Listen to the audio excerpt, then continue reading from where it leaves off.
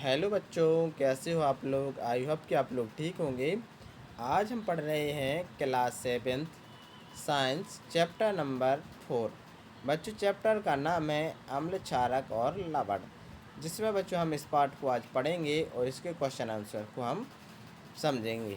तो बच्चों, पहला क्वेश्चन है, देखिए कि अम्लों और क्षारकों के बीच अंतर समझाइए। तो बच्चों, अम्ल क्या होते हैं, तो देखिए अम्ल स्वाद में खट्टे होते हैं। अम्ल नीले लिटमस पेपर को लाल कर देते हैं। अम्ल स्पर्श करने पर साबुन की तरह चिकने नहीं होते। अम्ल फिनोल फेथेलिन का रंग नहीं बदलते।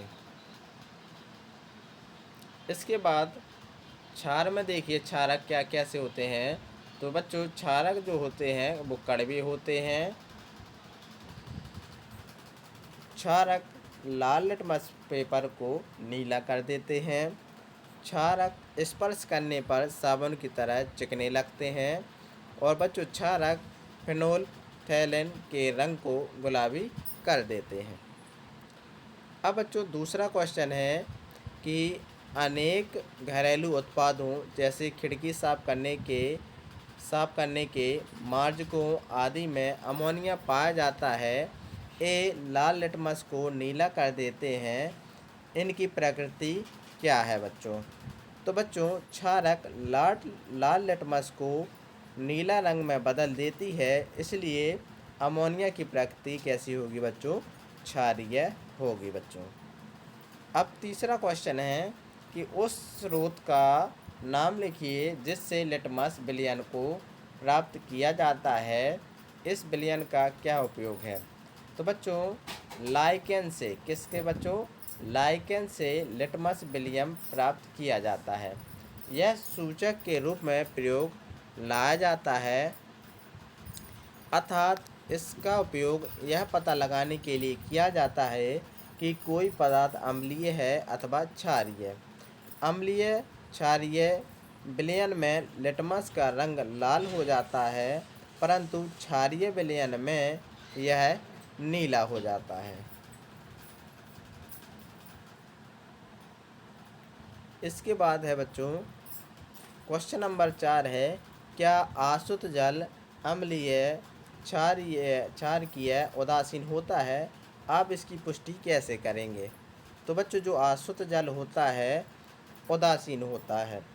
लिटमस पत्र का प्रयोग इसे परखा जा सकता है। आसुत जल लिटमस पत्र पर कोई प्रभाव नहीं डालता, यानी यह नीले अथवा लाल लिटमस पत्र के रंग में परिवर्तन नहीं करता, इसलिए आसुत जल उदासीन होता है। अब बच्चों, क्वेश्चन नंबर 5 है कि उदासीनीकरण के प्रक्रम को एक उदाहरण देकर समझाइए। तो बच्चों, किसी अम्ल और क्षारक के बीच होने वाली अभिक्रिया उदासीनीकरण कहलाती है। इस प्रकरण में ऊष्मा के निर्मुक्त होने के साथ साथ लवण और जल निर्मित होते हैं। अम्ल प्लस क्षार मिलकर लवण प्लस जल हमारे बनाते हैं।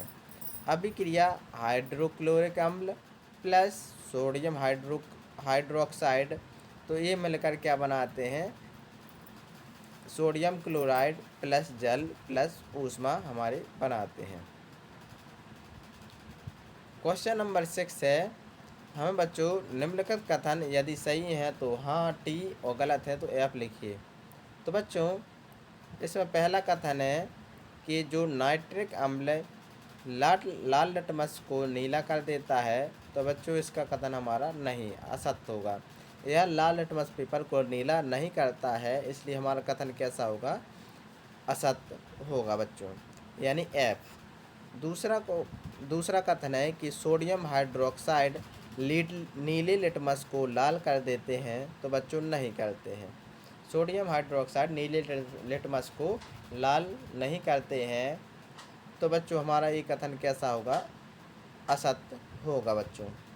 तीसरा है कि सोडियम हाइड्रोक्साइड और हाइड्रोक्लोरिक अम्ल एक दूसरे को उदासीन करके लवण और जल बनाते हैं, तो बच्चों हमने अभी ऊपर पढ़ा था कि सोडियम हाइड्रोक्साइड और हाइड्रोक्लोरिक अम्ल एक दूसरे का और क्रिया करके बच्चों जल और लवण बनाते हैं। तो हमारा कथन कैसा होगा बच्चों?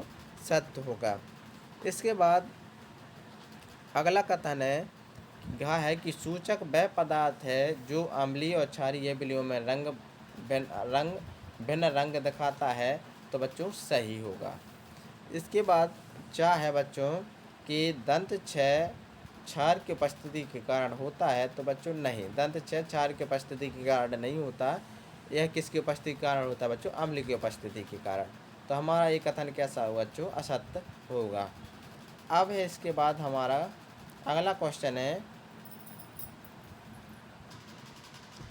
क्वेश्चन नंबर 7 है बच्चों कि दौरजी के रेस्टोरेंट में शीतल मृदु पेय की कुछ बोतलें हैं, लेकिन दुर्भाग्य से वे चिन्हित नहीं हैं। उसे ग्राहकों की मांग के अनुसार पेय परोसने हैं।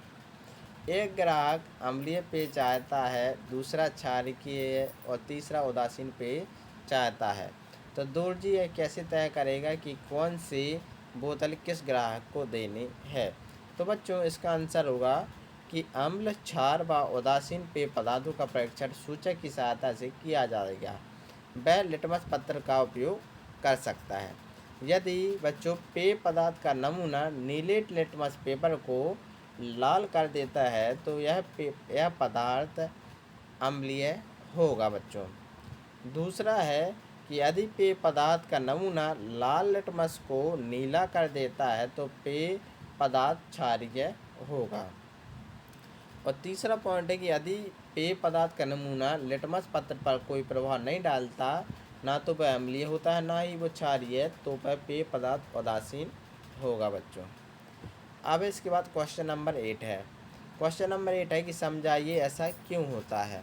जब आप अति अम्लता से पीड़ित होते हैं तो प्रति अम्ल की गोलियां लेते हैं। दूसरा समझाना है कि जब चींटी काटती है तो त्वचा में कैलेमाइन का विलयन लगाया जाता है।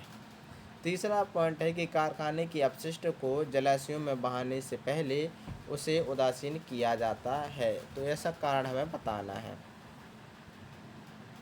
तो देखिए पहला है कि जब हमें अति अम्लता होती है तो पित्त अम्ल की गोली क्यों लेते हैं। तो देखिए बच्चों, आमाशय में अत्यधिक मात्रा में अम्ल होने से अम्लता होती है। इसे अपाचन होता है। इससे क्या होता है बच्चों?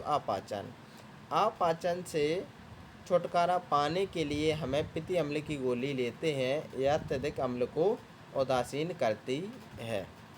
दूसरा है कि जब चींटी हमें काटती है तो त्वचा में कैलेमाइन का विलयन क्यों लगाया जाता है। तो देखिए, जब चींटी और मधुमक्खी काटती है तो हमारे शरीर में फार्मिक अम्ल छोड़ती हैं और हमें पीड़ा पहुंचता है। इसके लिए हम त्वचा पर कैलेमाइन का विलयन लगाते हैं, क्योंकि कैलेमाइन विलयन क्षारीय होता है। यह अम्ल को उदासीन करके हमें दर्द से आराम पहुंचाता है। तीसरा पॉइंट बताना है कि कारखाने के अपशिष्ट को जलाशयों में बहाने से पहले उसे उदासीन क्यों किया जाता है। तो देखिए, कारखानों के अपशिष्टों को जलाशयों में बहाने से पहले उदासीन किया जाता है ताकि अपशिष्टों में उपस्थित अम्लता या क्षारीयता जलीय जीवों को क्षति न पहुंचाए। इसलिए हम उसे क्या करते हैं? उदासीन करते हैं। ना तो वह अम्लीय होता है ना ही वो क्षारीय। इसके बाद हमारा बच्चों अगला क्वेश्चन होगा,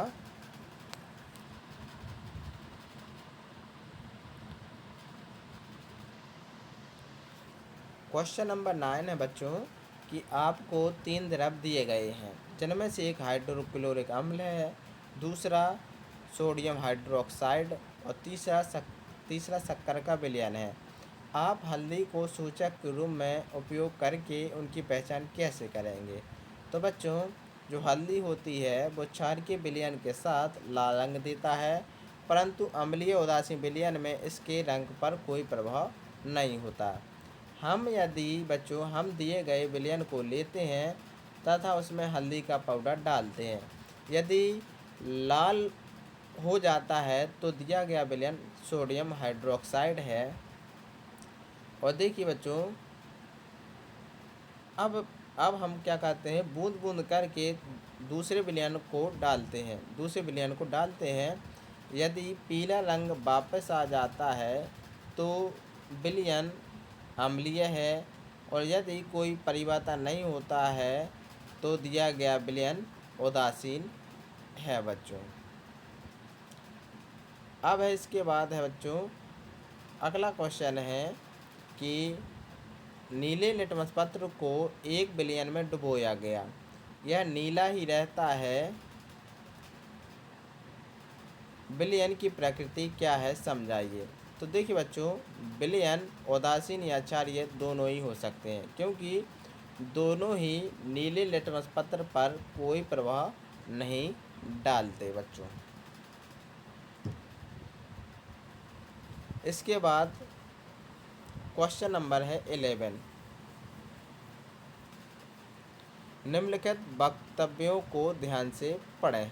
तो देखिए बच्चों, अम्ल और क्षारक दोनों सभी सूचकों के रंग को परिवर्तित कर देते हैं। यदि कोई सूचक अम्ल के साथ रंग परिवर्तन कर देता है तो वह क्षारक के साथ रंग परिवर्तन नहीं करता। यदि कोई सूचक क्षारक के साथ रंग परिवर्तन करता है तो वह अम्ल के साथ रंग परिवर्तन नहीं करता। और घ पॉइंट है कि अम्ल और क्षारक में रंग परिवर्तन सूचक के प्रकार पर निर्भर करता है। तो बच्चों, ऊपर दिए लिखे वक्तव्यों में से कौन से वक्तव्य सही हैं। तो बच्चों, इस क्या होंगे कि सभी चारों सही हैं, बताना है कि का और घा सही हैं, खा गा घा सही हैं कि केवल घा सही है। तो केवल हमारा बच्चों क्या होगा, बच्चों केवल हमारा घा सही होगा। तो घा वाला कौन सा बच्चों, ये लास्ट वाला रहेगा कि जो अम्ल और क्षारक में रंग परिवर्तन सूचक के प्रकार पर निर्भर करता है, और बाकी तीनों हमारे गलत रहेंगे, का खा गा। तो बच्चों, आई होप कि आपको ये वीडियो अच्छी लगी होगी, तो प्लीज़ लाइक एंड सब्सक्राइब करना ना भूलें। Thank you.